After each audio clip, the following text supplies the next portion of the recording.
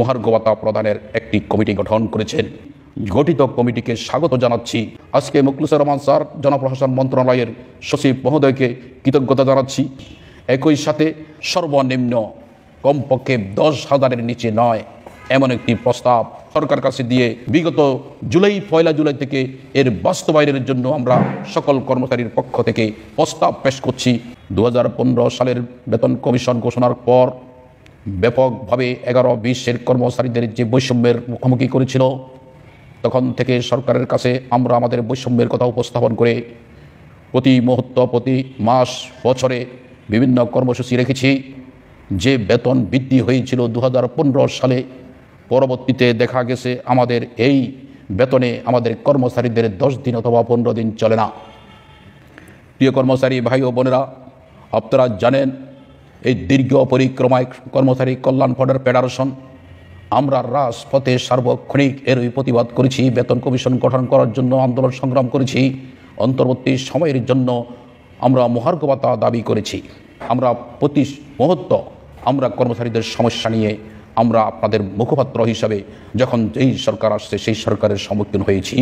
এখনও আমরা অন্তর্বর্তী সরকারের আমরা দ্বারস্থ হয়েছি, বারবার প্রোগ্রাম করে যাচ্ছি।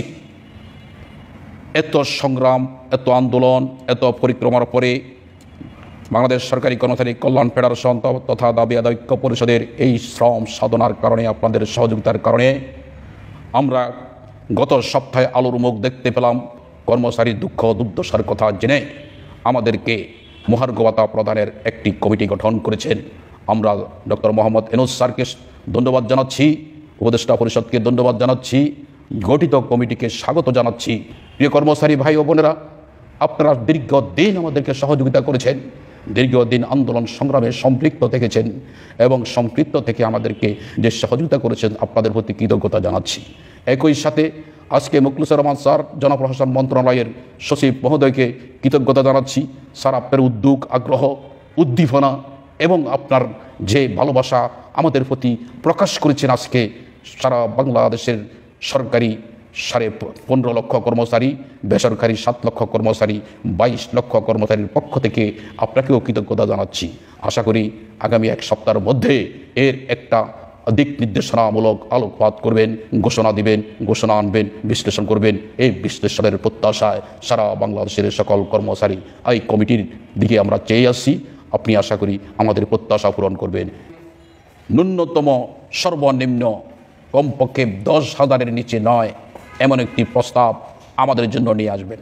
আগামী সপ্তাহে যে বৈঠক করবেন সেই বৈঠকে আমাদের জন্য যাতে করে সারা বাংলাদেশের কর্মচারীরা সন্তুষ্ট অর্জন করে এমন একটি প্রস্তাব ঘোষণা করবেন। সেই কারণে আমি বাংলাদেশ সরকারি কর্মচারী কল্যাণ ফেডারেশনের পক্ষ থেকে আপনাদেরকে আহ্বান জানাচ্ছি। একই সাথে অতি দ্রুত এই বিষয়ে সিদ্ধান্ত গ্রহণ করে ডিসেম্বরের মধ্যে আমরা এই কমিশনের প্রস্তাব সরকার কাছে দিয়ে বিগত পয়লা জুলাই থেকে এর বাস্তবায়নের জন্য আমরা সকল কর্মচারীর পক্ষ থেকে প্রস্তাব পেশ করছি, দাবি করছি। এই দাবির প্রতি সম্মান প্রদর্শন করবেন। এমন কোনো কিছু যেন আবার সেই পেশিস সরকারের বৈষম্যের কোনো প্রস্তাব যেন না আসে, যে বৈষম্যের বিরুদ্ধে আবারও যেন কর্মচারীরা ফুঁসে ওঠে। আমি আশা করব এমন একটা বিষয় ঘোষণা করবেন সারা বাংলাদেশের কর্মচারীদের দীর্ঘদিনের আন্দোলনের সংগ্রামের ফসল তারা সন্তুষ্ট চিত্তে গ্রহণ করবে, অন্তর্বর্তী সরকারের প্রতি সন্তুষ্ট থাকবে, তাদেরকে ধন্যবাদ জানাবে, কৃতজ্ঞতা জানাবে। আমি এই আহ্বান করে আমার কথা শেষ করছি। আসসালামু আলাইকুম ওয়া রাহমাতুল্লাহ।